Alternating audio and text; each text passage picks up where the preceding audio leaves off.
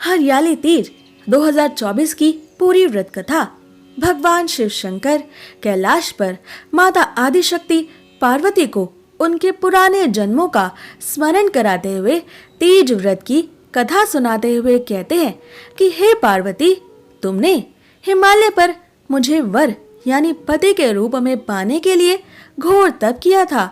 तुमने अन्न जल त्यागा, पत्ते खाए और सर्दी गर्मी बरसात में तीव्र कष्ट सहे।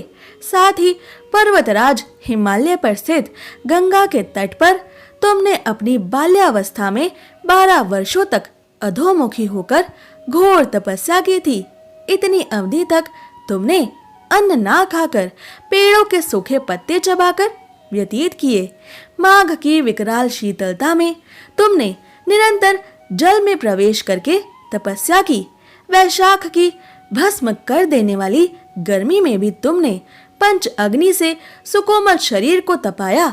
श्रावण की मूसलाधार वर्षा को तुमने बिना अन्न जल ग्रहण किए खुले आकाश के नीचे खड़े रहकर व्यतीत किया। तुम्हारे पिता तुम्हारी इतनी कष्टमयी परिस्थितियों और तपस्या को देखकर बड़े दुखी रहते थे। उन्हें बड़ा क्लेश होता था। तुम्हारे पिता पर्वतराज दिन रात अत्यंत दुखी रहते थे।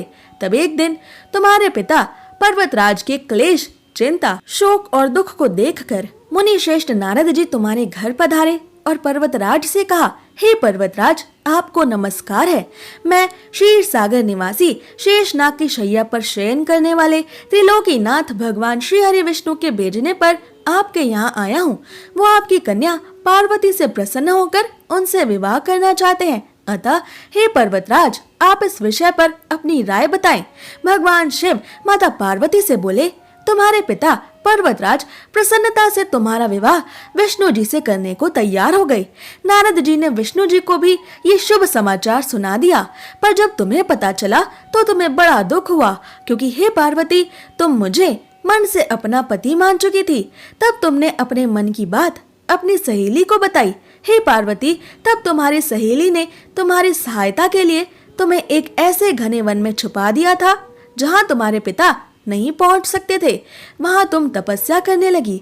तुम्हारे लुप्त होने से तुम्हारे पिता पर्वतराज चिंतित होकर सोचने लगे कि यदि इस बीच भगवान श्री हरि विष्णु बारात लेकर वैकुंठ से हिमालय पर आ गए तो क्या होगा।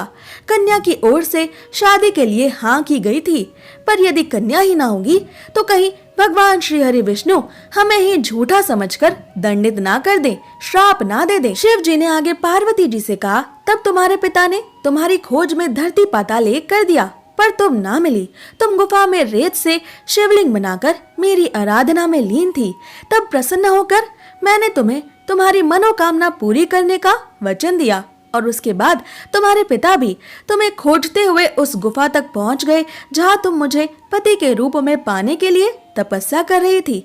हे पार्वती, हे गौरी, तब तुमने अपने पिता पर्वतराज को बताया कि तुमने अपना अधिकांश जीवन शिव शंकर यानी मुझको ही अपने पति के रूप में पाने के लिए तपस्या में बिताया है और आज तुम्हारी तपस्या सफल रही।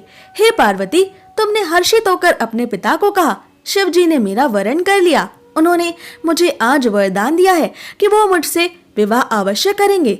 अतः हे पिताश्री, मैं आपके साथ एक ही शर्त पर घर चलूंगी, यदि आप मेरा विवाह शिव जी से करने को राजी हो जाएंगे। तुम्हारे इतना कहने पर हे पार्वती, पर्वतराज तुम्हारी शर्त मान गए। बाद में विधि विधान के साथ हमारा विवाह संपन्न किया गया। हे पार्वती, तुमने जो कठोर व्रत किया था उसी के फलस्वरूप हमारा विवाह हो सका। इस व्रत को निष्ठा से करने वाली हर स्त्री को मैं मनोवांछित फल प्रदान करता हूँ कि उसे तुम्हारी ही तरह अटल सुहाग का वरदान प्राप्त हो। सावन माह के शुक्ल पक्ष की तृतीया तिथि यानी हरियाली तीज के दिन ही भगवान शिव ने मां पार्वती को प्रकट होकर दर्शन दिए थे और पार्वती माता को अपनी पत्नी के रूप में स्वीकार किया था। साथ ही उन्होंने पार्वती माता को हरियाली तीज के दिन ही वचन दिया था कि मैं शीघ्र ही तुमसे विवाह करूंगा और इसलिए पति की लंबी उम्र, आदर्श अच्छे जीवन साथी और सुखी वैवाहिक जीवन को पाने के लिए महिलाएं इस दिन व्रत और पूजा करती हैं।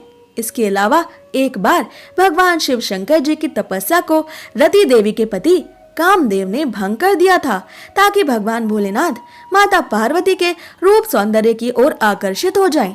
तो भगवान शिव शंकर जी ने कामदेव को अपने तीसरे नेत्र से भस्म कर दिया।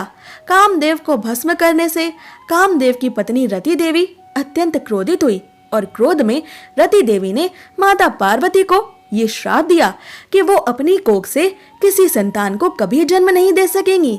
महादेव की कामदेव को भस्म करने की लीला के कारण ही रति देवी ने माता पार्वती को ये भयंकर श्राप दे डाला था। इसलिए माता पार्वती जी भी नाराज हो गई। वो स्वर्ण गौरी की पूजा में लीन हो गई। तो सभी देवी देवता चिंतित हुए और उन्होंने भगवान शिव शंकर जी के पास जाकर आग्रह किया कि वो माता पार्वती जी के मन को शांत करने का प्रयास करें। इस प्रकार सावन के शुक्ल पक्ष की तृतीया तिथि यानी हरियाली तीज के दिन ही भगवान शिव शंकर जी ने माता पार्वती को प्रसन्न किया था और इसी दिन महादेव ने माता पार्वती को पुत्र रत्न के रूप में विघ्नहर्ता प्रथम पूज्य श्री गणेश जी की उत्पत्ति का वरदान भी प्रदान किया था। इस कथा को सुनकर भगवान शिव शंकर से यही प्रार्थना है कि जैसा अखंड सौभाग्य पार्वती माता को मिला वैसा ही सौभाग्य हरियाली तीज का व्रत करने वाली हर सुहागन स्त्री को मिले। तो प्रेम से कहिए उमापति महादेव की जय, भगवान गौरी शंकर की जय। ओम नमः शिवाय। अगर आपको ये कथा पसंद आई तो चैनल को सब्सक्राइब करना ना भूलें।